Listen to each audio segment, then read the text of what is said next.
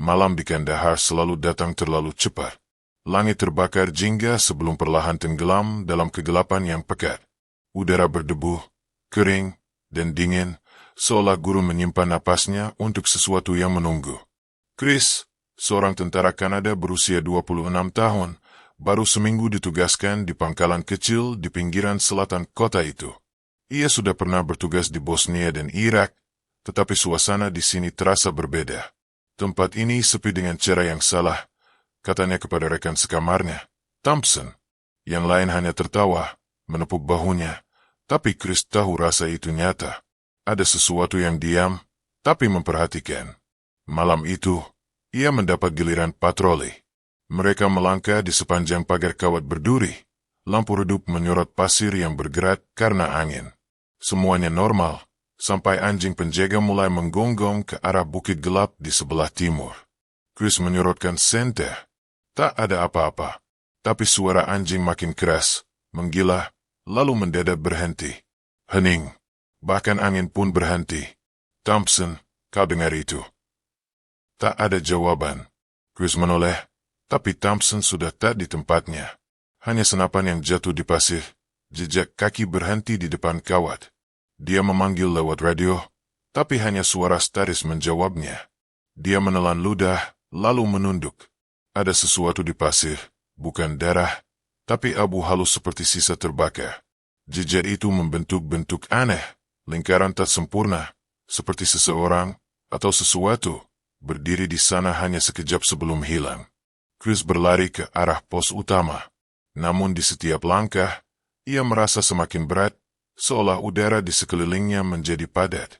Di kejauhan, di atas bukit, ada siluet, tegap, tinggi, dan diam. Sinar lampu sorot menembus kabut tipis, tapi sosok itu tidak bergerak. Dan ketika lampu diarahkan tepat ke arahnya, sosok itu menghilang. Pagi harinya, mereka menemukan Thompson sekitar 2 kilometer dari pangkalan. Dalam keadaan duduk, mata terbuka lebar, tanpa luka, tapi wajahnya beku dalam ketakutan. Dokter tentara mengatakan serangan jantung akibat stres. Tapi Chris tahu sesuatu membuatnya begitu. Dan malam berikutnya, ia mulai mendengar suara-suara. Suara langkah di koridor tenda. Suara napas di belakangnya ketika ia sendiri. Kadang seperti seseorang memanggil namanya. Chris. Lembut, seperti dari balik pasir. Ia mencoba mengabaikannya, tapi semakin lama suara itu semakin jelas. Dan setiap malam ia mendengar suara yang sama. Sampai akhirnya suatu malam ia membalas, "Apa yang kau inginkan?" Tidak ada jawaban, hanya angin. Namun di tengah malam, pintu tenda bergetar sendiri. Senter jatuh ke lantai, dan dalam cahaya redup itu, ia melihat sesuatu seperti bayangan kaki di bawah tirai kain. Dia membuka tirai, tapi tidak ada siapa-siapa. Hanya udara dingin yang masuk, dan bau abu. Hari-hari berikutnya, suasana pangkalan berubah. Beberapa prajurit mulai mengeluh mimpi buruk yang sama. Tentang sosok hitam yang berdiri di tengah gurun, memanggil mereka dengan suara sendiri. Seorang sersan kehilangan kendali dan menembak bayangannya sendiri di cermin. Dokter pangkalan menyebut itu kelelahan ekstrim, tapi Chris tahu bukan itu. Ia merasa tempat ini tidak ingin mereka berada di sini. Suatu sore, saat matahari hampir tenggelam, Chris pergi ke tempat di mana Thompson ditemukan. Ia ingin membuktikan bahwa semua ini hanyalah bayangan pikirannya. Namun di sana, di pasir yang kering itu, ia menemukan sesuatu yang tidak pernah ia ceritakan pada siapapun. Sebuah helm tua, bukan milik pasukannya.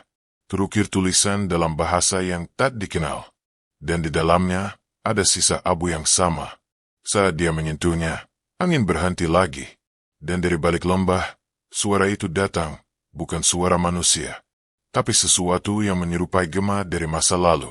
Seolah ribuan jiwa berbisik bersamaan, menyebut satu kata, "Pergilah." Chris jatuh berlutut, dan dunia seakan berputar. Ia melihat kilatan, perang lama, prajurit yang tak dikenal, kobaran api di malam gelap. Dan di tengah semuanya sosok yang sama, tinggi, tanpa wajah, hanya bayangan. Ketika dia tersadar, hari sudah malam. Radio berderat, dan suara markas memanggil, tapi dia tak menjawab. Matanya hanya tertuju ke arah bukit tempat sosok itu berdiri tadi. Malam-malam di pangkalan itu semakin panjang. Tidak ada yang bicara banyak lagi setelah matahari terbenam. Beberapa tentara bahkan tidur dengan lampu menyala dan senapan di samping mereka. Chris duduk di luar tendanya, menatap langit hitam tanpa bintang. Heningnya malam itu seperti memukul dada, membuat napas terasa berat. Ia masih memikirkan helm yang ditemukannya. Tulisan aneh di dalamnya tak bisa diidentifikasi oleh siapapun di pangkalan. Ahli sejarah militer yang mereka hubungi melalui radio hanya berkata, simbol itu tidak berasal dari pasukan modern manapun, bahkan bukan dari perang abad ini. Kata-kata itu membuat darah Chris membeku. Sejak malam itu, pangkalan mulai berubah. Peralatan listrik sering mati tanpa sebab. Anjing-anjing penjaga menolak mendekati area tertentu, terutama Bukit Timur. Beberapa prajurit mengaku mendengar langkah berat di luar tenda, padahal tidak ada siapapun. Dan kadang, seseorang akan berteriak di tengah malam, mengaku melihat bayangan berdiri di sisi tempat tidurnya. Chris mulai menulis semua kejadian dalam buku catatan kecilnya. Ia mencatat waktu, arah angin, dan apa yang ia dengar atau lihat. Namun semakin lama, catatannya berubah. Dari observasi militer menjadi catatan pribadi, tentang rasa takut yang tak bisa ia jelaskan. Ini bukan tempat biasa, tulisnya. Tanah ini menolak kita. Suatu malam, dia terbangun karena suara seseorang memanggil dari luar tendanya. Chris. Nada suaranya serak, seperti tercekik pasir.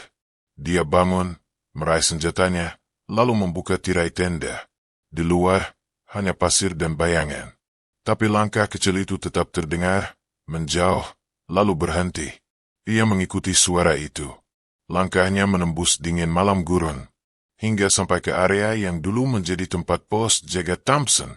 Lampu sorot berkedip-kedip di kejauhan.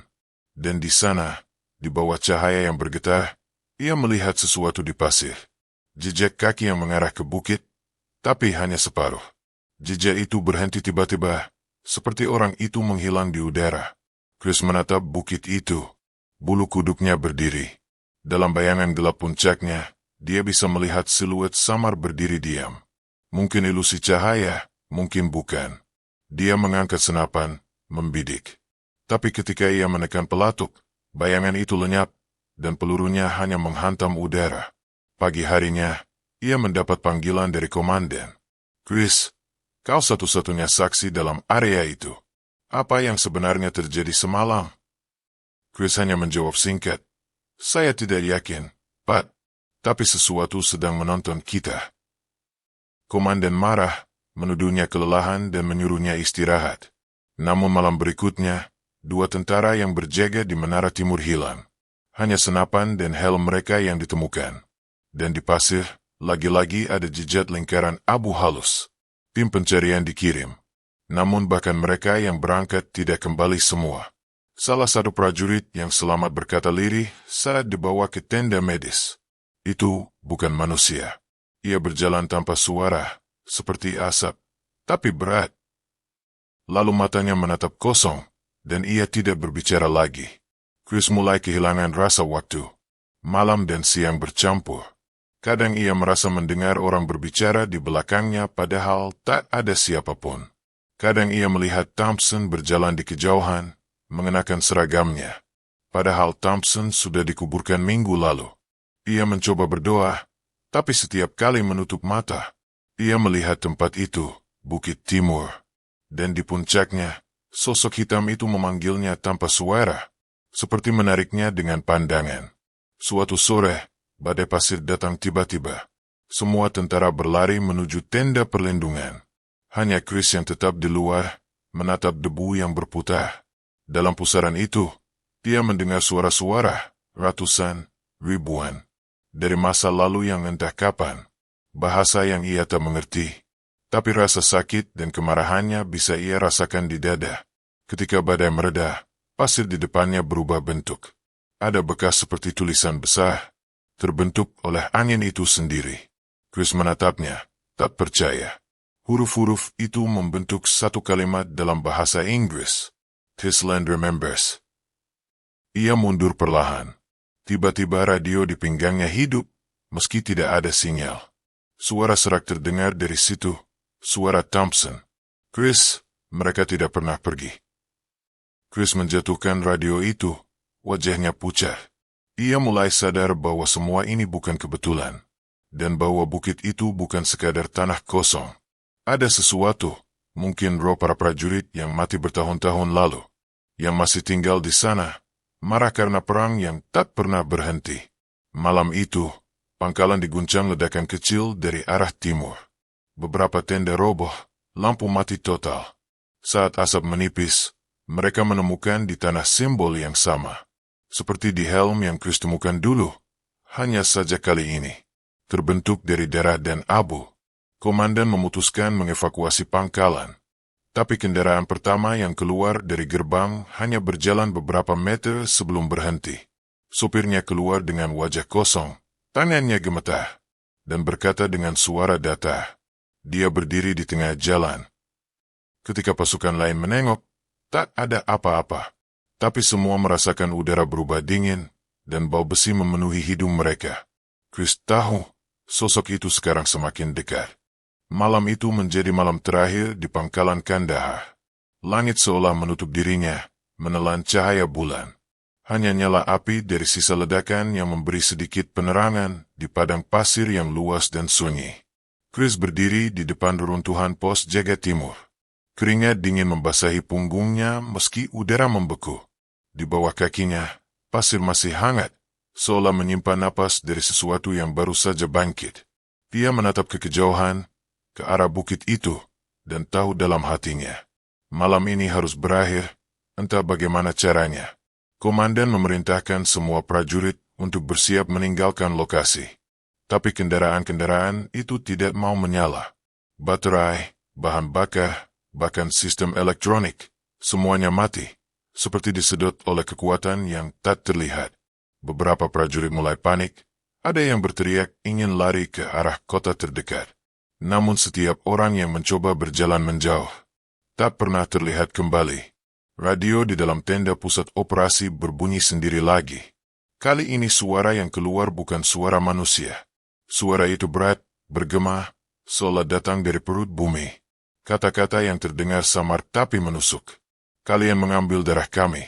Sekarang tanah ini mengambil kalian. Chris menatap ke sekeliling. Pasir mulai bergetar. Benda-benda di sekitarnya berderat. Lampu gantung berayun tanpa angin. Lalu dari arah bukit, muncul kabut tipis berwarna abu keperakan. Di dalam kabut itu, siluet-siluet prajurit mulai tampak. Dengan seragam koyat, wajah tanpa mata, dan tubuh penuh luka perang. Prajurit-prajurit itu diam. Tapi langkah mereka serempak. Mereka tidak berjalan seperti manusia. Mereka meluncur di atas pasir, seperti bayangan yang kehilangan daging. Chris terpaku. Salah satu dari mereka berhenti di depannya, tinggi, memakai helm yang sama dengan yang pernah ia temukan. Sosok itu mengangkat tangan, menunjuk langsung ke dada Chris. Dan tiba-tiba, seolah ada sesuatu yang meremas paru-parunya. Ia jatuh berlutut, terengah, matanya berkunang. Suara-suara mulai memenuhi kepalanya, jeritan, perintah militer dalam bahasa asing, ledakan, dan tangisan para prajurit dari masa lalu. Dalam kekacauan itu, Chris menyadari sesuatu. Sosok-sosok itu bukan hantu biasa. Mereka adalah sisa jiwa tentara dari pertempuran lama, yang terkubur di bawah pangkalan ini, sebelum tempat itu dibangun. Dan mereka tidak pernah dikuburkan dengan layak. Suara Thompson muncul lagi di telinganya, tidak dari radio kali ini, melainkan langsung di dalam pikirannya. Chris, mereka ingin diingat. Jangan lari, dengarkan mereka. Dengan sisa tenaganya, Chris berdiri. Ia menatap ke arah kabut itu, lalu berteriak sekeras-kerasnya. Aku mendengar kalian. Kami tidak datang untuk menginjak kalian. Kami tidak tahu. Untuk sesaat, segalanya berhenti. Kabut itu menggantung diam di udara. Lalu satu persatu, sosok-sosok itu menunduk. Seperti mendengarkan sesuatu yang tak terdengar oleh manusia. Angin berhenti bertiup. Pasir menjadi tenang. Namun satu sosok tetap tinggal di depannya, yang memakai helm tua itu. Ia mendekat, Sangat dekat hingga Chris bisa melihat bekas luka menganga di wajahnya. Sosok itu mengangkat tangannya dan meletakkan helmnya di tanah, tepat di depan kaki Chris. Dalam sekejap, seluruh bukit itu bergemuruh. Tanah pecah, pasir berputar, dan suara teriakan dari ratusan roh terdengar bersama-sama. Bukan teriak marah, tapi seperti nyanyian pelepasan. Lalu, semuanya menghilang. Ketika pagi datang, matahari muncul untuk pertama kalinya dalam berhari-hari. Langit bersih, udara tenang. Pangkalan yang semalam dipenuhi kengerian kini sunyi total. Tidak ada mayat, tidak ada senjata, bahkan tidak ada jejak kendaraan. Hanya Chris yang masih berdiri di sana, dengan helm tua di tangannya dan wajah penuh debu. Beberapa jam kemudian, tim penyelamat dari pangkalan utama tiba. Mereka menemukan Chris berjalan sendirian di padang pasir. Berbicara pelan seolah berbicara dengan seseorang yang tak terlihat. Ketika mereka membawanya kembali, ia hanya berkata satu kalimat berulang-ulang. Mereka sudah pergi. Tanah ini akhirnya diam. Namun sesuatu aneh terjadi setelah itu. Setiap foto udara yang diambil dari area bekas pangkalan menunjukkan bentuk aneh di pasir. Lingkaran besar dengan simbol yang sama seperti di helm Chris. Dan meski tidak ada orang lagi yang ditempatkan di sana, satelit kadang menangkap cahaya kecil muncul di malam hari. Seperti nyala obor dari zaman yang sudah lama mati. Chris dipindahkan ke markas utama di utara untuk perawatan. Ia jarang bicara, namun setiap malam, ia menulis sesuatu di buku catatannya. Tidak ada yang tahu isinya, karena tak ada yang berani membacanya setelah mendengar kisah yang ia alami. Beberapa bulan kemudian, Chris menghilang.